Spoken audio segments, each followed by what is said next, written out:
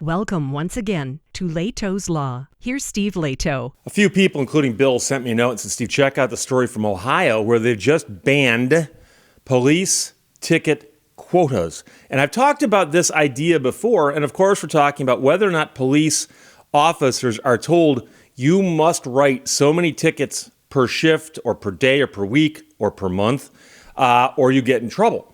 And of course, I've heard police say, oh, we don't use quotas. Quotas don't exist. And people act as if quotas are an urban legend or something. But then every now and then someone will come out and say, well, we do have some performance requirements where we do count tickets as part of the performance. And then is that a quota or not? I don't know. And so, interestingly, they've banned them, whether they're real or not, in Ohio. The new law prohibits law enforcement across the state from requiring officers to make a certain number of arrests or citations. So Giacomo Luca wrote this for WLWT, and the new law prohibits law enforcement across Ohio from requiring officers to make a certain number of arrests or citations. Quota requirements have been tied to police officer performance evaluations, which can impact pay raises and promotions, and those policies also have been banned as Senate Bill 114 takes effect. And again, they don't exist, but they've been banned. 26 other states and D.C. have enacted similar laws, according to the Brennan Center for Justice. Now, for decades, the people of Ohio have criticized police departments that focus heavily on traffic enforcement and perceived as an effort to generate revenue rather than public safety. Law enforcement officers already have the difficult task of keeping us all safe and should not be saddled with the additional and unreasonable burden of generating revenue for the bureaucracies they serve. That was a state senator speaking earlier this year. Quotas make officers' jobs even harder by undermining public trust in law enforcement. Filling quotas also encourage unnecessary encounters between the officers and public, further hindering our primary goal of maintaining public safety. And don't forget, we've talked about some cities and towns across America who raise so much money through tickets that if they were told to back off on that, they'd probably go broke. But here we're just talking about statewide, just in general. Senate Bill 114 was introduced by the senator I just mentioned and co-sponsored by dozens of lawmakers, along with a companion bill introduced in the House. Senate Bill 114 cleared the Ohio legislature this summer in a rare bipartisan move, without a single lawmaker voting against it. It would be really, really hard to stand up and say, I'm in favor of police quotas. Now, what would often happen, though, is somebody would stand up and say, quotas aren't real, but by passing legislation that addresses them, we're wasting our time. We should be focusing on more important. Think of the children, Well, look over there. So the new law is backed by the Ohio Fraternal Order of Police, which represents 23,000 Ohio police officers, and they raised concerns about how quota policies can diminish the public's trust in law enforcement agencies. President of the Fraternal Order of Police, Queen City Lodge, the union representing Cincinnati, he said Cincinnati police haven't used quotas in decades, but said the new law is a positive move forward for public safety. I think it's something that will eventually help community police relations, he said. The public knows that officers aren't being forced to go out and stop motorists. They're not being forced to go out, try to arrest somebody.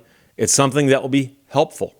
Under the new law, officers will now be able to anonymously report if quota requirements are there, and they can report that to the Ohio Attorney General's office, which would then do an investigation, if necessary, into departmental practices. And, the idea of traffic safety is something we all agree on, that we should do what we can to remain safe on the roads. And so some laws, make sense. Running red lights should be against the law. Excessive speed, things like that.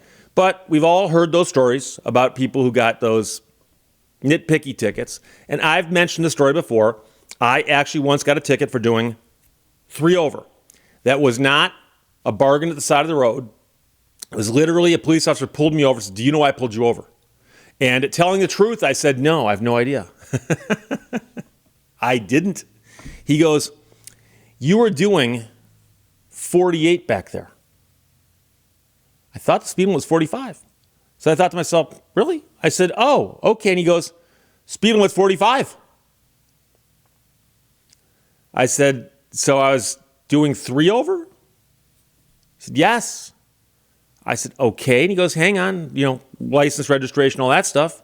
Comes back, he hands me a ticket. I look at it, 3 over. I go, isn't the margin of error on your radar gun pretty much in that range? He goes, oh, don't worry about it. Just pay it. There's no points. Just pay it. And it was a small town in the Upper Peninsula of Michigan. I'm not going to say the name of the town, but I did not go through that town for about 20 years. I made a point of going around that town. I was so bothered by this. And the fact of the matter is, I could have fought it, but you have to go all the way up north to fight it. And they know that. And so there are towns out there that just write tickets willy-nilly to raise money. Now, I don't know if that little town had a quota or not. I don't know. But the point is that they were simply writing tickets to raise money. And to pull somebody over and write them a ticket for 3 over on a sunny day, broad daylight, dry pavement, I was the only car on the road.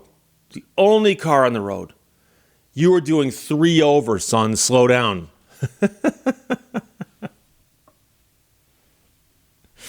And I'm going to tell you the ironic thing about that is years and years and years later, I was in front of another judge, not as an attorney, but as a person who'd gotten a civil infraction speeding ticket, and I got that one in a speed trap. I was going a little faster, but it was a bad situation in terms of where the cop was and what was going on.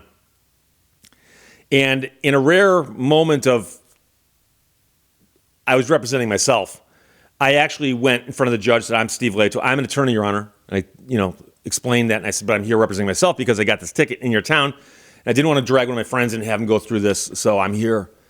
And he looks at my driving record. He goes, well, you've had a few other tickets. I go, yeah, what was the last one for? And he goes, well, it says here you're ticketed for doing 3 over. He goes, was that a plea bargain? I go, no, I was written for 3 over. And he goes, really?